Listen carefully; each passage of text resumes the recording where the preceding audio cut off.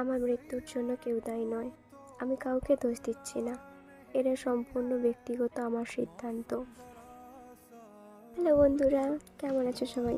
আমার এই চুলটা আমার খুব শখের, মানে আমি খুব যত্ন করি আর কি। চুলটা আমার খুব পছন্দের। আবার তোমরা অনেকে বলবে যে ফেস মাস্ক পরে কি ভিডিও, মাস্কটা ভিডিও শেষে রিমুভ হবে।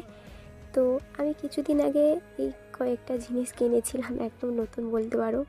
তাই ভাবলাম আর পরতে পারবো না, তো তাই একটু সাজুগুজু করে নিই। কারণ আমি নিজেও সাজুগুজু করতে একটু ভীষণ পছন্দও করি, ভালোবাসি সাজুগুজু করতে। আমি অন্যকেও সাজাতে পছন্দ করি, আমি নিজে সাজতেও খুব ভালোবাসি। তাই চোখগুলো একটু লাল লাল গোলাপি গোলাপি করে নিলাম, আর চোখে একটু গ্লিটারও নিয়ে নিলাম, কারণ দেখতে যাতে একটু চিকচিক করে। চোখ বন্ধ অবস্থায় আমার চোখগুলো যাতে একটু ভালো লাগে। এই আয়নাটা আমার দাদা আমাকে গিফট করেছিল, আমার খুব পছন্দের। ভাবলাম একটু আয়লানা পরে নিই, কারণ চোখগুলো একটু টানা টানা লাগবে চোখ বন্ধ অবস্থায়। ভাবছি আমাকে দেখতে ভালো লাগছে, কি বলো?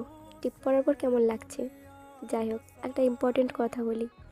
জীবনে এমন কোনো কথা কাউকে দিও না যেটা তুমি রাখতে পারবে না।